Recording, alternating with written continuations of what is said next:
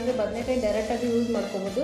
ನಾನಿಲ್ಲಿ ಉಕ್ಕಿಸ್ಕೊಂಡು ಯೂಸ್ ಮಾಡ್ತಾಯಿದ್ದೀನಿ. ಬದನೆಕಾಯಿನ ನಾವು ಉಕ್ಕಿಸ್ಕೊಂಡ್ಬಿಟ್ಟು ಅದನ್ನೊಂದು ಸೈಡಿಗೆ ಇಟ್ಕೊಂಡು ಒಂದು ಪ್ಯಾನ್ ತೊಗೊಂಡು ಅದರಲ್ಲಿ ಸ್ವಲ್ಪ ಜೀರಿಗೆ, ಧನಿಯಾ ಮತ್ತು ಒಣ ಕೊಬ್ಬರಿ, ಕರಿಬೇವು ಮತ್ತು ಶೇಂಗಾ ಬೀಜ ಮತ್ತು ಬೆಳ್ಳುಳ್ಳಿ ಎಲ್ಲ ಹಾಕ್ಕೊಂಡು ವಿತೌಟ್ ಆಯಿಲ್ ನಾವು ಅದನ್ನೆಲ್ಲ ಬೇಯಿಸ್ಕೋಬೇಕು. ಅದೆಲ್ಲ ಸ್ವಲ್ಪ ಫ್ರೈ ಆದಮೇಲೆ ಸ್ವಲ್ಪ ಸೈಡ್ಗೆ ಇಟ್ಕೊಂಡ್ಬಿಟ್ಟು ತಣ್ಣಗಾಗಿದ ತಕ್ಷಣ ಒಂದು ಮಿಕ್ಸಿ ಜಾರಿಗೆ ಹಾಕ್ಕೊಂಡು ಅದೆಲ್ಲ ಪುಡಿ ಮಾಡ್ಕೋಬೇಕು.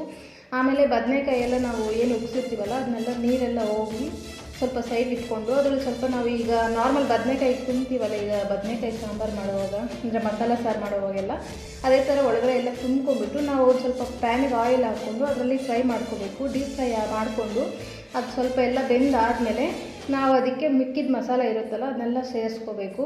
ಅದು ಸ್ವಲ್ಪ ಕುದಿ ಬರ್ತಾ ಬರ್ತಾ ಸ್ಮೆಲ್ಲೆಲ್ಲ ಚೆನ್ನಾಗಿ ಬರುತ್ತೆ, ತುಂಬ ಚೆನ್ನಾಗಿರುತ್ತೆ. ಸ್ವಲ್ಪ ಕುದಿ ಬಂದಾದಮೇಲೆ ಸ್ವಲ್ಪ ಸ್ಮೆಲ್ ಬರೋ ಸ್ಟಾರ್ಟ್ ಆದಾಗ ಸ್ವಲ್ಪ ಉಪ್ಪು ಖಾರ ಎಲ್ಲ ಚೆಕ್ ಮಾಡ್ಕೊಳ್ಳಿ.